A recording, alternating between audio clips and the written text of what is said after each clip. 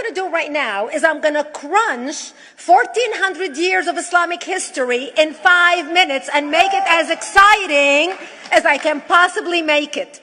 Because I hated history when I was a little girl. At this age, I appreciate history. And now I understand why they say those who don't learn from history are doomed to repeat it. In order for you to understand why Western civilization is very different than the Islamic world, you need to understand the history of Islam. When Prophet Muhammad supposedly revealed his revelation from the angel Gabriel that he is supposed to be the last of the prophets in the early 600s, he started preaching in his own city, Mecca.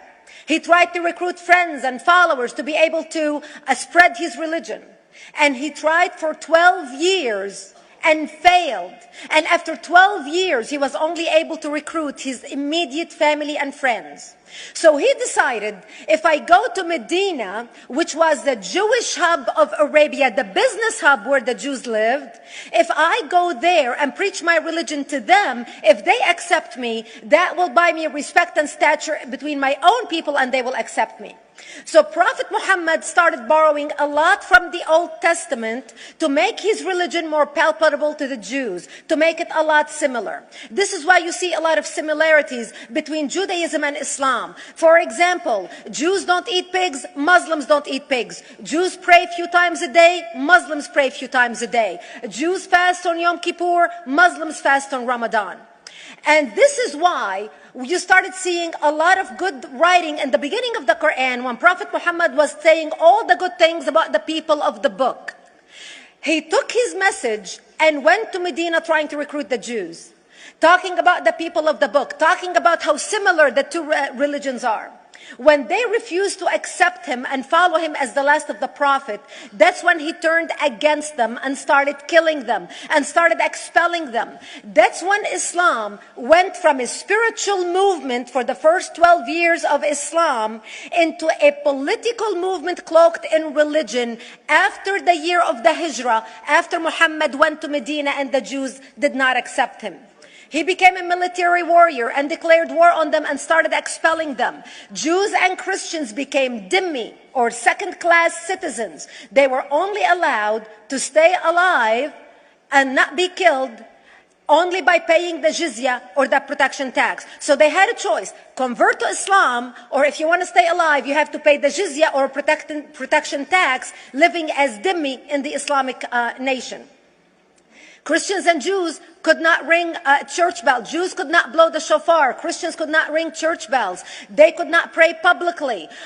Christians and Jews could not gather together and build new churches or new temples.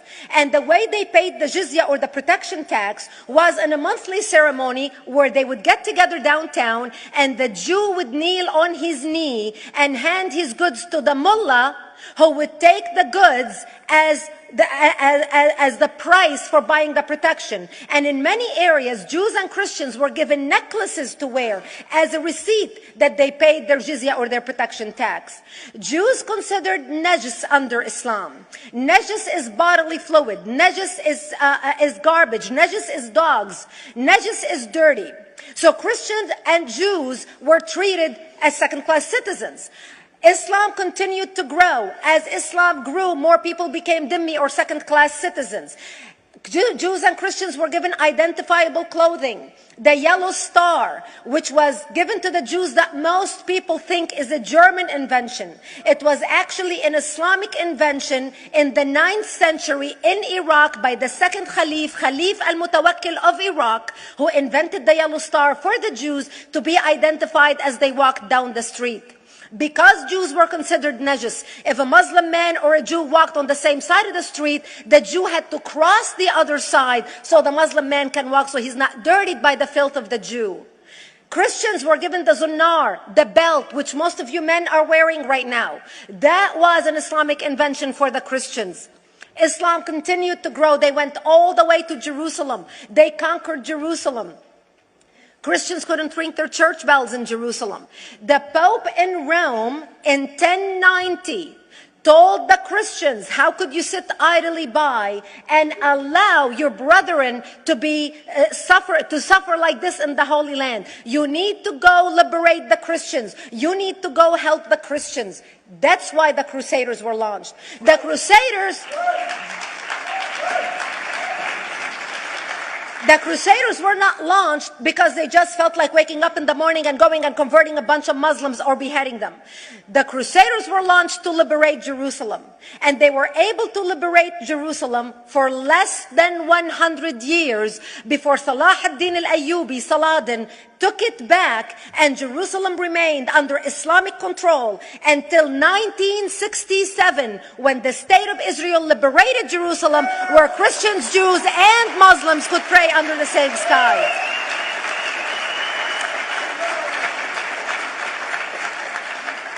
The Crusaders continued fighting Islam, and for 300 years they tried and failed. And by the 1300s, the Crusaders disappeared because they could not win against Islam.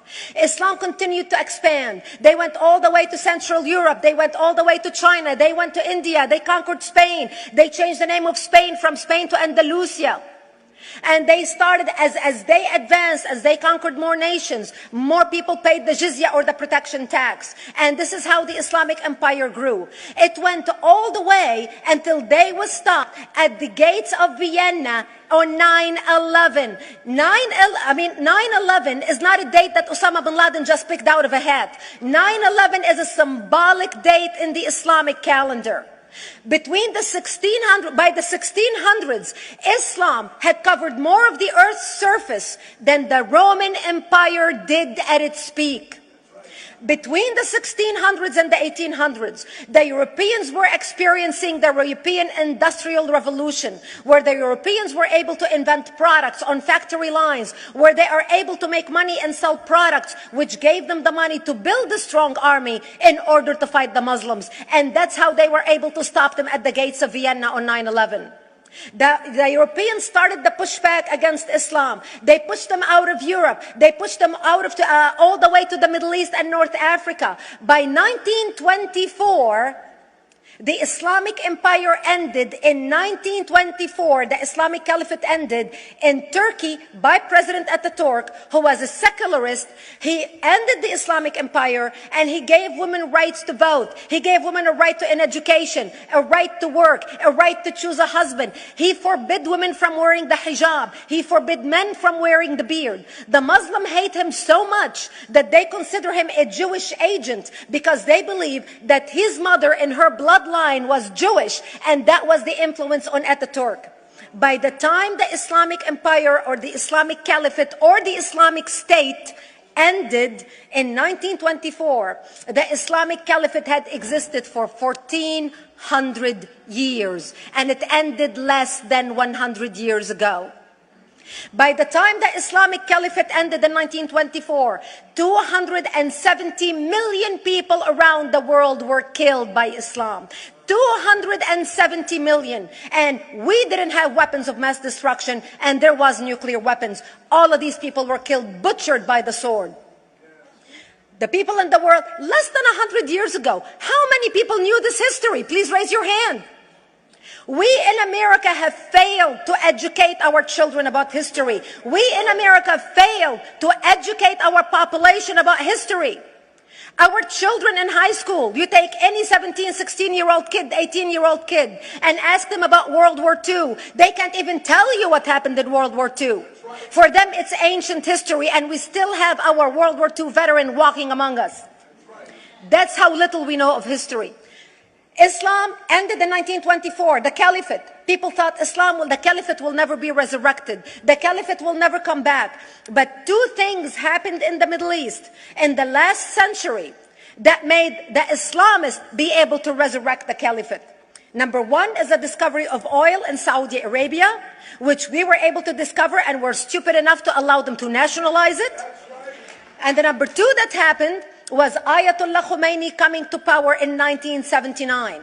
That gave the Islamists the money and also the spiritual covering in order to explode on the world stage. And people say, oh, well, the Wahhabis exported their Wahhabi radical religion. The Wahhabis are the name of Wahhab. They're not a different sect of Islam. They follow the authentic preaching of Prophet Muhammad, the way Prophet Muhammad lived and practiced his religion. This is why neither you or me or any infidel can step a foot in Mecca, because as far as they're concerned, we are filth. And as infidels, we're not allowed to step a foot, not President Obama and not anybody else. As a matter of fact, Al-Qaeda used to use Saudi Arabia and its success as an excuse to recruit members, as the example to show them how Allah has blessed Saudi Arabia because of the way they adhere to the tenets of Islam. And today we talk about ISIS. ISIS is not a new invention. ISIS resurrected the caliphate that ended less than 100 years ago. Except we are too ignorant and too uninformed to understand what ISIS is doing and why ISIS is succeeding.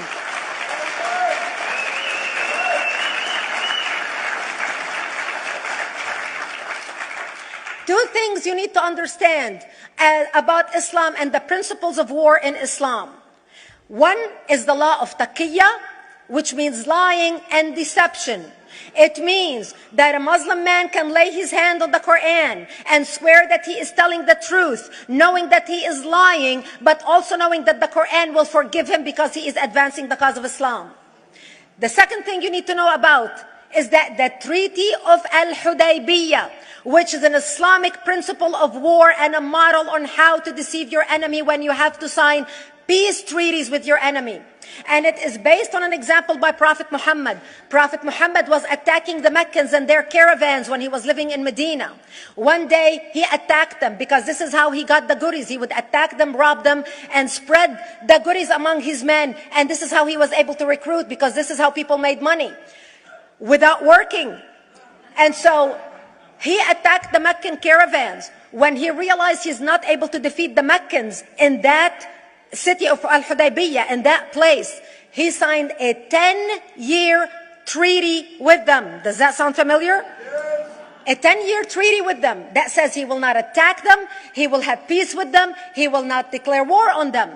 Muhammad used the treaty for 2 years to build his military, strengthen his army, and when he realized he was strong enough to attack his enemies when they least expected it, because they thought they had a peace treaty with Muhammad, he broke the treaty, attacked them 2 years later, and Mecca fell within 24 hours because they were not expecting the attack.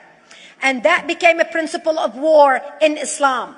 And to give you an example of how that is practiced, this is why anything signed with Iran means nothing to them. And to give you an example of how this law has been put to use in recent history, Yasser Arafat, who's not an Islamist, but he is a Muslim, met with the Israelis and signed the Oslo Accord in 1993. Remember all the handshaking at the lawn of the White House? The Oslo Accord, Yasser Arafat used the peace treaty, the Oslo Accord with Israel, to get Israel to bring him back and give him his territory, finance his military, train his police, and give his police the weapons.